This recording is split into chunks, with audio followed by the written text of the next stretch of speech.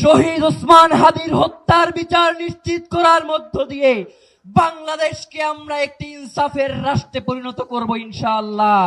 এই রাষ্ট্রে সংস্কারগুলো বাস্তবায়ন করা না হয়, এই রাষ্ট্রে জুলাইকে অস্বীকার করা হয়, তাহলে এই রাষ্ট্রে যারা ক্ষমতাসীন রয়েছেন তাদেরকে আরেকটি 36শে জুলাইয়ের জন্য প্রস্তুত থাকতে হবে। আজকে সংসদ চলছে 2 মাস ধরে। প্রতি ঘন্টায় সংসদে জনগণের টাকা ব্যয় হচ্ছে 1,63,00,000 টাকা। জনগণের টাকায় সংসদে বসে আজাইর আলাপ করা হচ্ছে, কিন্তু জনগণের যেই গণভোটের রায় সেটাকে মানা হচ্ছে না। প্রিয় ভাইয়েরা, আজকে অনেকেই মনে করেন আপনারা মহাজন হয়েছেন। এই দেশে বহুত মহাজন আপনাদের আগেও ছিল, কেউ টিকতে পারে নাই।